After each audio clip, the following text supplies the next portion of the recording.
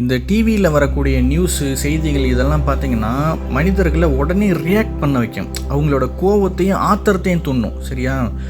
இதனால் என்ன ஆகும் அப்படின்னா, மனிதன் எந்த நோக்கத்துக்கு இந்த பூமிக்கு வந்தானோ அந்த நோக்கத்தை விட்டு வேறு ட்ராக்குக்கு அவன் போகிறான். சரியா?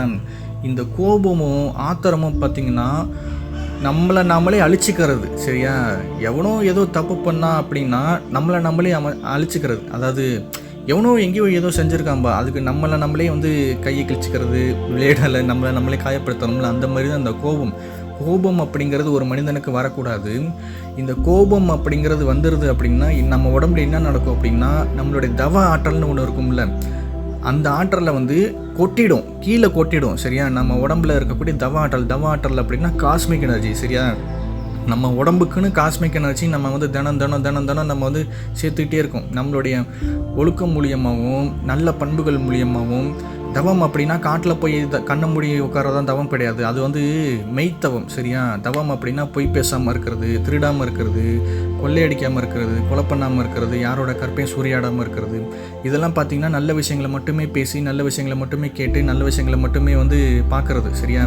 கெட்ட விஷயங்களை பார்க்காம கேட்காம பேசாமல் இருக்கிறது. இதெல்லாமே ஒரு வகையான தவம் அப்படிங்கிற கேட்டகரியில் வரும். இந்த தவத்துக்கு உண்டான தவ பலன்கள் எல்லாமே நமக்கு கிடைக்கும். சரியா? அதெல்லாம் எனர்ஜி வடிவத்தில் கிடைக்கும். இந்த எனர்ஜி எல்லாமே கீழே கொட்டினா எப்படி இருக்கும்? அதுதான் கோபம். ஒவ்வொரு மனிதனுக்கும் கோபம் வரும்பொழுது பார்த்தீங்கன்னா அவனோட தவ ஆற்றல் அவனை அறியாமலே அவன் கீழே கொட்டுறான், அவனை அறியாமலே அவன் அழிச்சிக்கிறான். சரியா?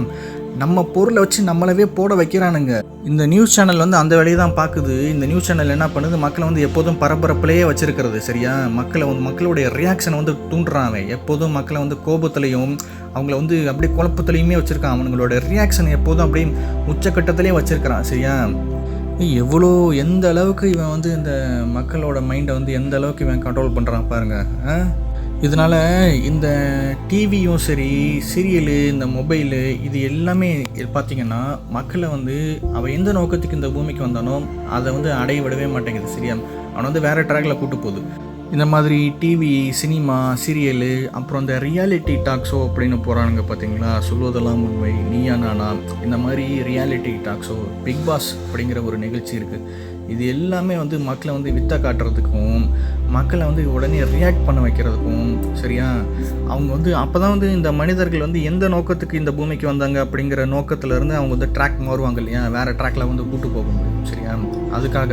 அதுக்காக இதெல்லாமே பண்ணுறாங்க. ஏன்னா மனிதர்கள் இறைநிலை அடைகிறது அவங்க யாருமே விரும்பலை. சரியா? அவங்க எல்லாருமே வேற ஒரு ஸ்பீசஸ், அதாவது ரெப்டைல்னு சொல்லப்படுற வேற ஒரு ஸ்பீசஸ். சரியா?